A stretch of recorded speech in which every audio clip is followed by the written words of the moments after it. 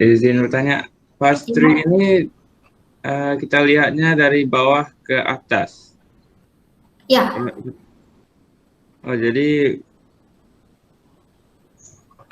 buatnya dari bawah dulu, habis itu ke atas, atau kita buatnya hasilnya dulu ke bawah? Dari bawah ke atas. Ya, di sini saya sudah jelaskan bahwa kita membuat query pastry ini dari kanan bawah sebetulnya ya. Jadi prosesnya itu dari yang bawah sekali ya. Kalau misalnya ada dua cabang ya, ada dua cabang, misalnya sebelah sini pun ada cabang lagi, maka yang akan kita lakukan itu yang sebelah kanan bawah dulu. Jadi yang sebelah kanan bawah lanjut sampai ke atasnya. Jadi kita akan bermula dari bawah sekali, ya, bawah kanan. Nah, hal ini terkait dengan mana teoremanya di sini. Nah, ini dia. Ya, jadi pada proses query processing di BMS akan mengkonversi statement SQL menjadi query plan. Nah, query plan ini dalam bentuk aljabar relasional. Nah, jadi aljabar relasional tersebut akan disusun ya dalam bentuk query parse tree di mana data itu bermula dari node daun dan menuju ke node root. Nah, node root ini akan merupakan hasil akhirnya. Jadi yang paling atas sekali itu adalah hasil akhirnya. Jadi kita tidak akan bermula dari hasil akhir, tapi kita mulai dari datanya dulu yang bawah-bawahnya atau istilahnya daunnya dulu ya. Nah, kemudian query parse tree ini adalah bentuknya binary tree. Jadi kalau binary tree maknanya anaknya itu hanya boleh satu atau dua anak saja. Jadi memang dari bawah dia, dari bawah sifatnya itu dari bawah. Mana contohnya? Nah, ini dia. Ya, jadi kalau kalian melihat query parse tree seperti ini, nah ini maknanya apa? Cleaner. Nah, cleaner itu dijoinkan dengan bus. Cleaner dijoinkan dengan bus.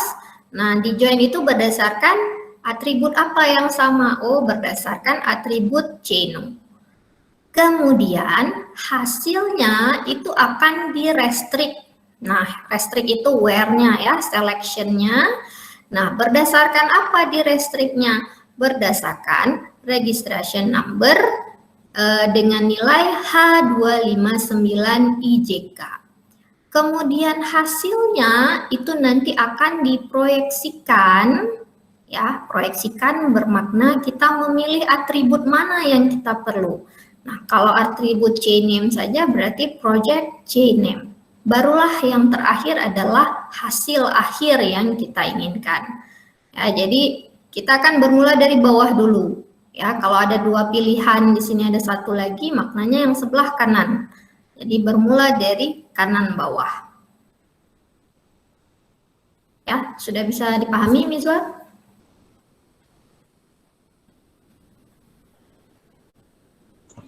Baik, Bu. Terima kasih, Bu.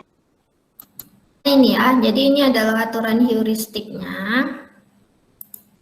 Jadi aturan heuristiknya langkahnya. Nah, tahapan ini kan dari diagram ini ya. Jadi tahapan pertama itu parser dan validator, tahapan kedua itu optimisasi. Nah, tahapan pertama itu cek sintak ya, semantik, kemudian diubah menjadi bentuk representasi internal dalam bentuk aljabar relasional yang kemudian diubah menjadi query parse tree. Nah, kemudian tahapan keduanya itulah dia proses optimisasi heuristiknya. Ya, jadi kalau tahapan pertama itu cek sintaknya dulu, semantiknya gimana, kemudian diubah menjadi aljabar relasional. Nah, kemudian dari aljabar relasional tersebut baru kita lakukan optimisasi heuristik. Jadi optimisasi heuristik ini intinya, ya, inti daripada proses optimisasi ini, kita akan meminimalkan proses input output, ya. proses input-output dari this ya dengan mengurangi ukuran tabel sementara dalam query. Ya, kenapa harus kita lakukan seperti itu? Ya, kalau ukuran datanya lebih kecil, maka tempat yang kita perlukan di memori juga menjadi lebih sedikit. Nah, sehingga apa? Bisa menghemat waktu. Kenapa menghemat waktu? Yang diproses lebih sedikit. Ya, bandingkan misalnya ada 10.000 baris data. Ya, 10.000 baris data. Nah, kemudian data tersebut, nah kalau kita tidak lakukan optimisasi, berarti 10.000 data tadi harus kita pindahkan semuanya ke buffer. Penuh dong memorinya kalau kayak gitu kan. Nah, itu baru satu orang aja, bagaimana dengan orang yang lainnya, bagaimana dengan pengguna aplikasi yang lainnya, ya kan? Jadi kan maknanya kita harus berpikir seperti itu. Gimana caranya data yang kita ambil dari disk itu seminimal mungkin, ya, sehingga menjadi lebih cepat. Ya, istilahnya kayak gini, kalian ingin memindahkan apa ya? Ingin memindahkan buku misalnya. Nah, bukunya itu ada 10.000. Nah, gimana cara pindahinnya? Penuh lah kan, berarti kan ruangannya mau dipindahin 10.000 data. Nah, jadi gimana caranya? Oh, kita pilih aja. Nah, kita pilih yang sesuai keperluan kita. Nggak usah kita ambil semuanya. Nah, ujung-ujungnya, oh ternyata cuma perlu 10 buku saja. Ya udah 10 buku itu aja yang dipindahkan. Kan menjadi lebih menghemat tempat dan menghemat waktu. Nah, jadi proses untuk optimisasi heuristik ini, ya apa saja aturannya, ya gimana caranya, intinya ya gimana caranya kita mengurangi ukuran tabel yang terlibat. Nah, yang pertama dilakukan itu restriction. Nah, restriction itu berarti kita pilih data mana saja yang kita perlukan. Berarti kalau yang nggak sesuai dengan yang kita inginkan, kita nggak pakai. Ya, restriction secepat yang mungkin. Kemudian susun ulang. Nah, susun ulang ini bermakna dari suatu node, ya gimana caranya yang paling restriktif, yang paling ada syarat, itu yang paling bawah kanan sekali. Jadi itu duluan yang akan dilakukan. Nah, kemudian lakukan projection secepat yang mungkin. Jadi ini 3 tahapan utama pada optimisasi heuristik. Nah, misal ya, seperti ini. Nah, ini kan ada beberapa nih, ada tabel student, registration, course. Ini hanya sekedar contoh, dengan atributnya juga tidak terlalu banyak. Nah, namun kita harus membayangkan ini hanya sekedar contoh. Tapi kalau kondisi realnya itu tidak mungkin seperti ini.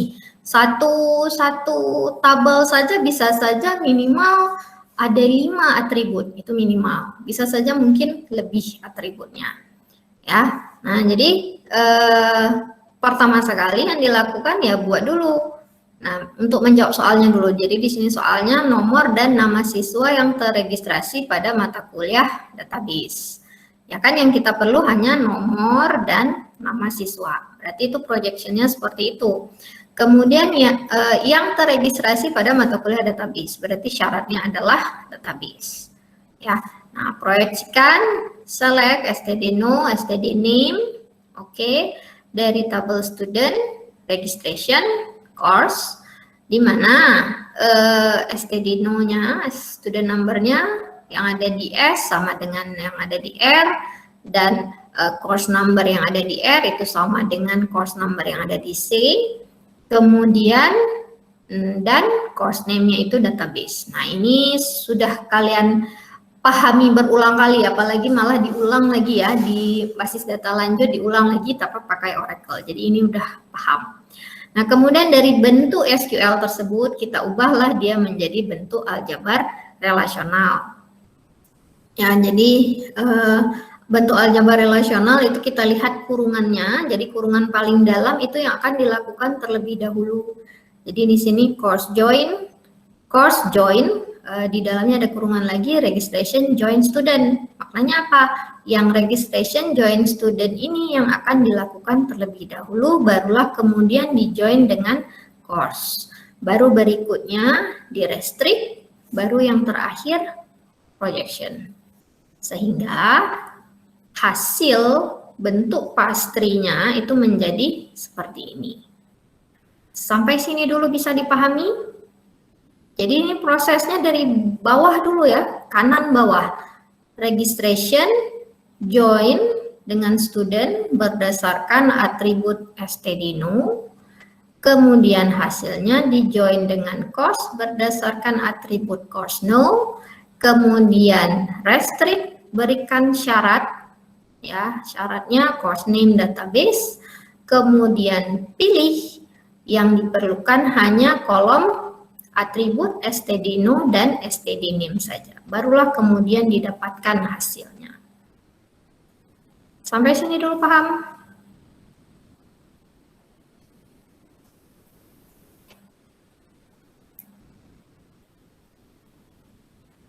Wah, betul-betul ya. Hari ini diam-diam aja semuanya ya. Ditanya paham pun nggak kiri,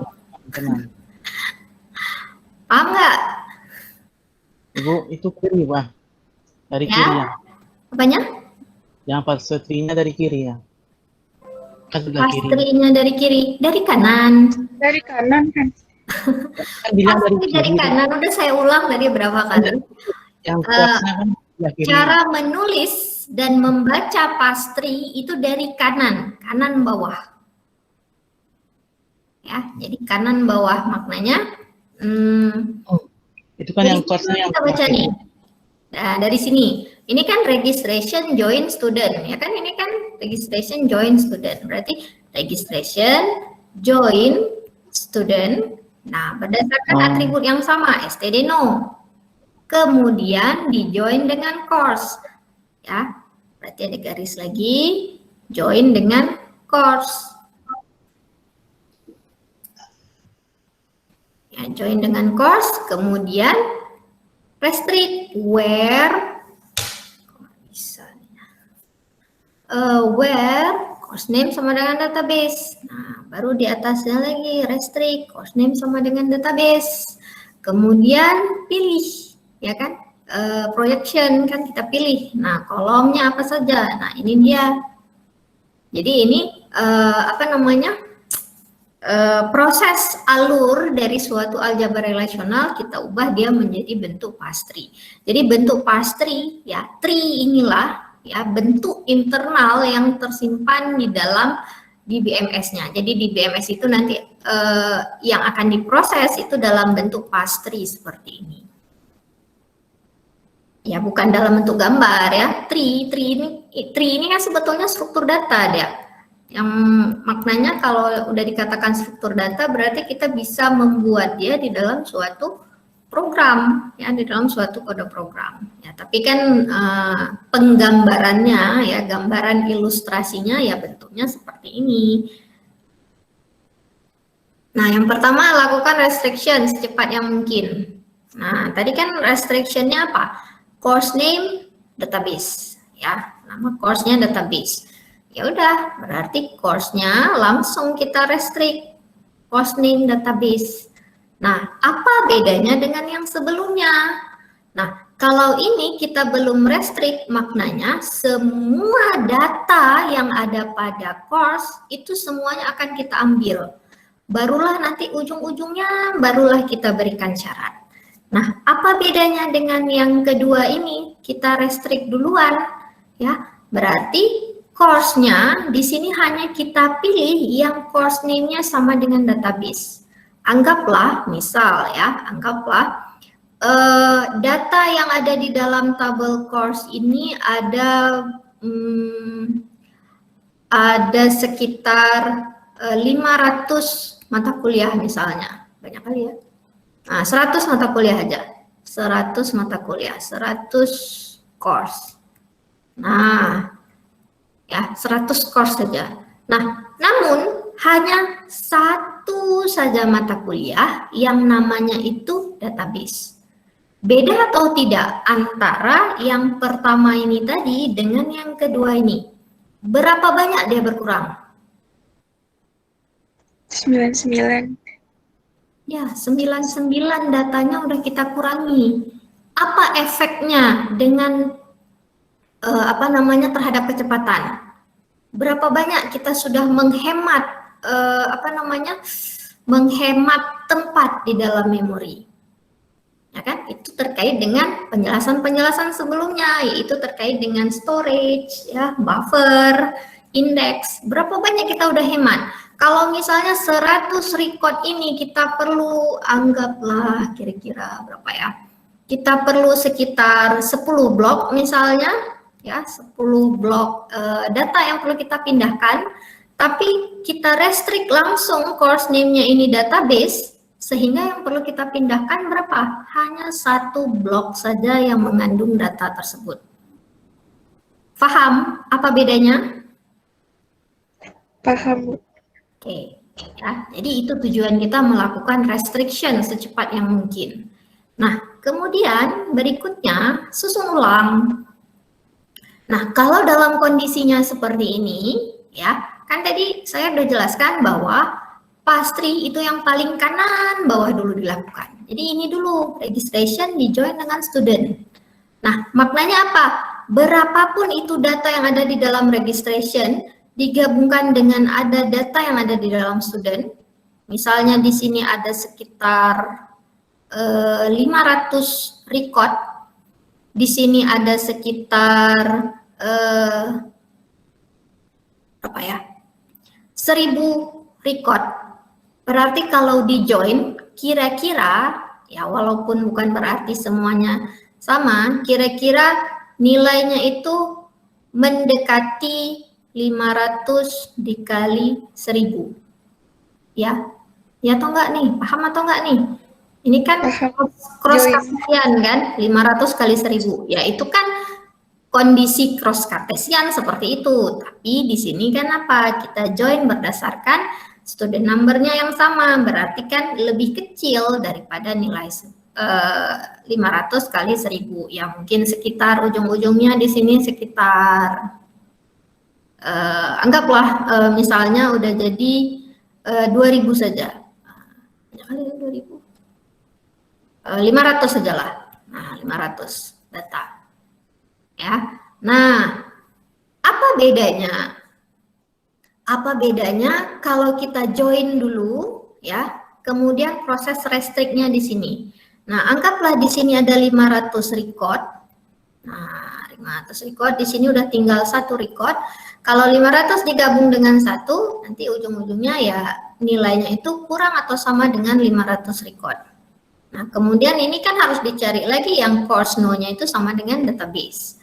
Nah, kan pasti kurang ataupun kurang lah, tidak mungkin sama, kurang dari 500.